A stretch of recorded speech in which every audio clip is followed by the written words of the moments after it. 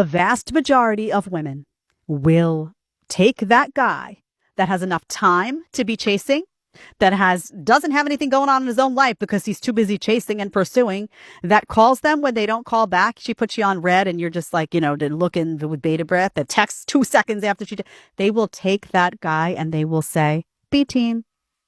They've got you, right? They've got you. The power dynamic is in their hands. It's not fun for them anymore. It's not alluring. You look like you got no life. You look lame. They're done with you. The man most women regret losing isn't the richest, isn't the best looking. And he definitely wasn't begging you to stay. He's the man who loved you quietly, completely, without conditions. The moment he felt you didn't value that, he walked away and never looked back. This man had standards, principles. When you treated him right, he gave you everything: his time, his heart, his full attention. But the moment you started playing games, kept him as a backup option, he didn't argue, he didn't beg, he just got quiet. And then he was gone, because he knew. When your real heart is treated like it's disposable, fighting for someone isn't love anymore, it's self-destruction. His leaving wasn't anger. It was 1,000 small moments where he reached for you and came back empty-handed. Once a woman loses a man like this, she spends years searching for that same feeling, that same safety. It doesn't come around twice. The man who left without drama, he was the one worth fighting for. You just didn't know it until he stopped fighting for you. Here are 5 facts about women that are going to offend you. Number 1, women date up, not down. Women prefer to date men who earn more than them, not the other way around. Number 2, women prefer men who are older. Why? Because older usually means more established, more resources, and more stability. Number 3, women do not actually want equality in marriage. Oh my gosh, why? Because they tend to marry upward, not downward, and that's not equal. That is the total opposite. Number 4, if a woman cannot get the level that she wants, a lot of women would rather stay single than marry down. Yes, that is true. And number 5, and this is the one that triggers and stings people the most. When women are asked if they would rather share a high-value man with other women or be with a faithful man who is lower in status than them, guess who they choose? The high-value man, even if it means sharing. Yes, women would rather compete for the top than settle below their preference. But listen to me. Don't get mad at them. Don't get mad at us. That is just biology, passed down for thousands and thousands of years. But here is... Women will leave that guy every single time. They will leave the doormat every single time for a guy who doesn't take their shit. Every single time. And they'll sit here and they will lecture you and say, women want to be catered to. They want it to be like flowered with attention and affection and chaste and, take a boombox outside my window and surprise me with flowers all the time. No, it's over the top. They will take that attention, build up their ego. And if that guy makes a habit of that, of being a doormat, they will leave that guy in a hot second. Every time I go to the beach, every girl is staring at me. Every girl that has a man is staring at me. You know why? Because I'm tan, jacked, and tatted and handsome. And I'm rich. There's no better combo than that. Dude, you have bitch tits and love handles. Your girl don't respect you. She's looking at you, wishing that you look like me. Bro, that should be a wake-up call. You know how many times I'm walking on the beach and the guy's holding the girl and they tug them closer to them? Because you're like, damn, they're insecure. I see it. I see it with my eyes. So why would you not want to be the best version of yourself?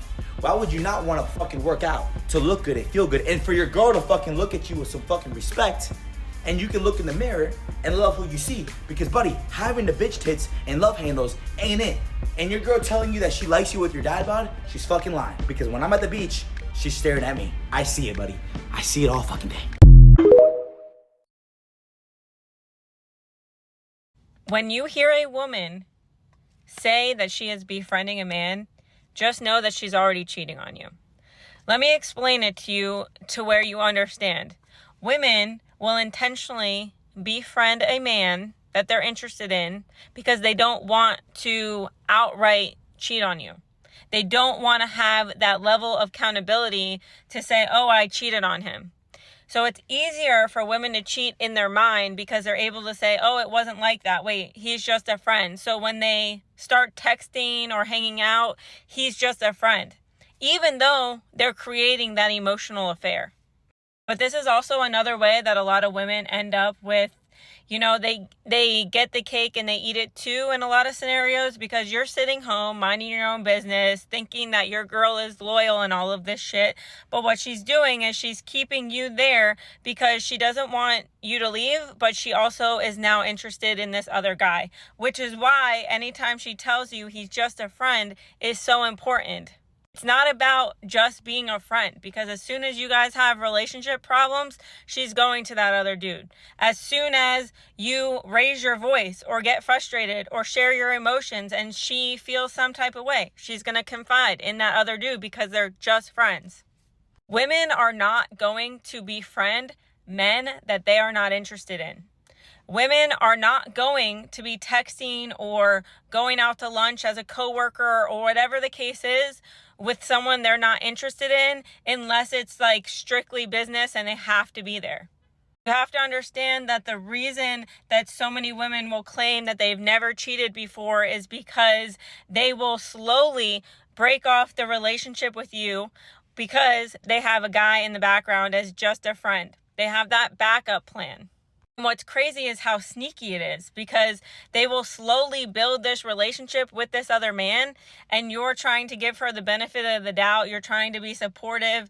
You're trying to do all the things because all of a sudden, you're not doing anything right and she's making you feel bad and she's intentionally starting all these fights with you. It's because this just friend is the person she's actually interested in. And then instead of just admitting to herself that she's cheating on you outright, it's a lot easier for her to leave the relationship with you by claiming that, it just didn't work out.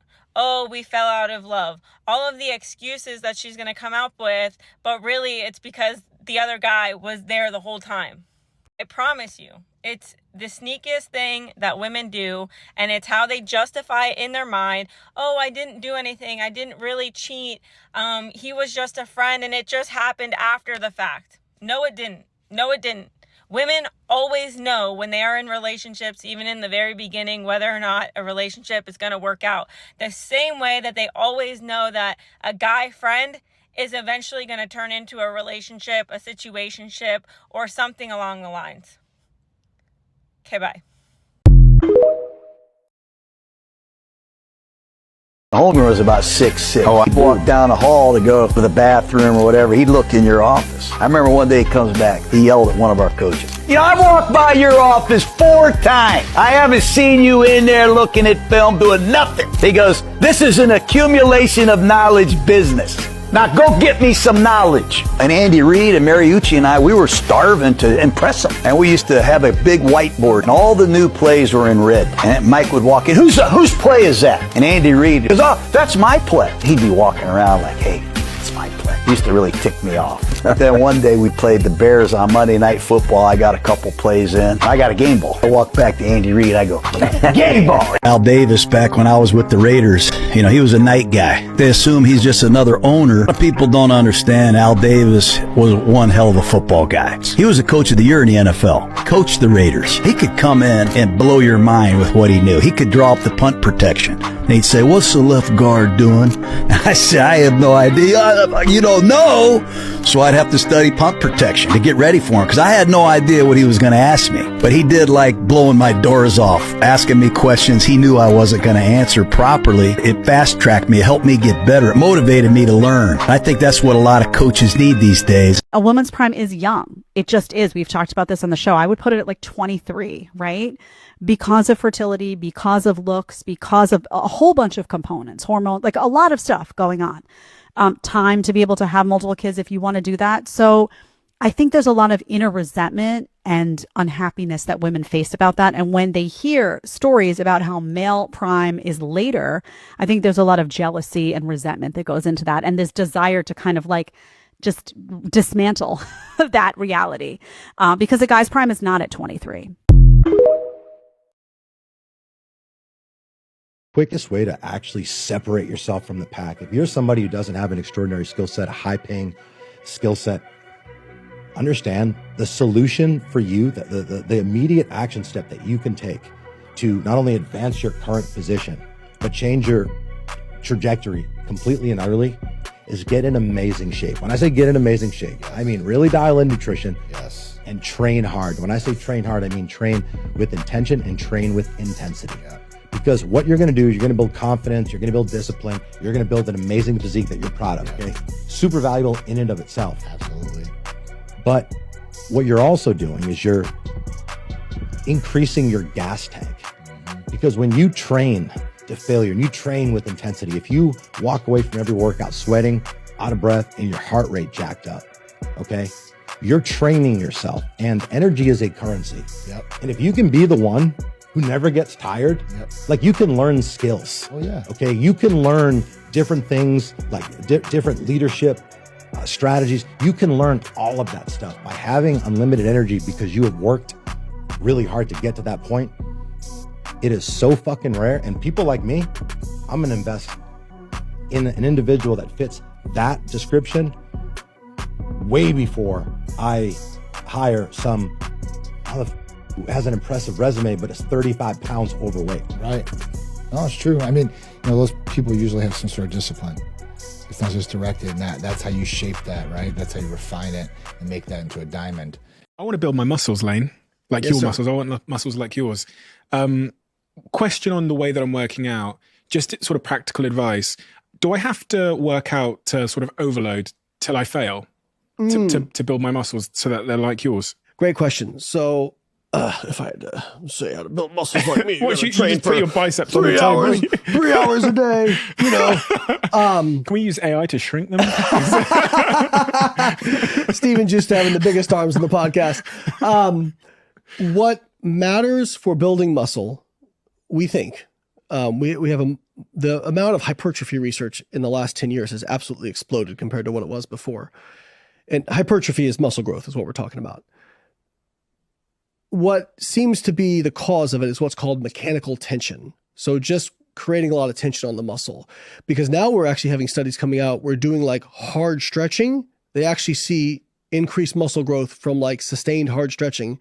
There was a study done with the calf muscles. So they put them in this contraption where basically they're like stretching their calves and holding it there. I think, I can't remember what the duration was, but it was a long time, right?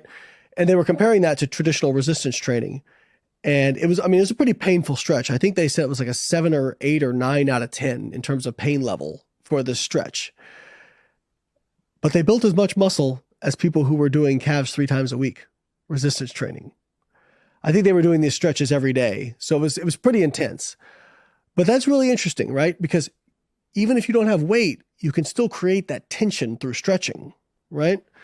Now the stretching, again, not your traditional like, it's pretty intense and pretty painful. I would argue that resistance training is probably a more practical methodology to getting it and more fun. But in terms of mechanical tension, it does to maximize muscle growth.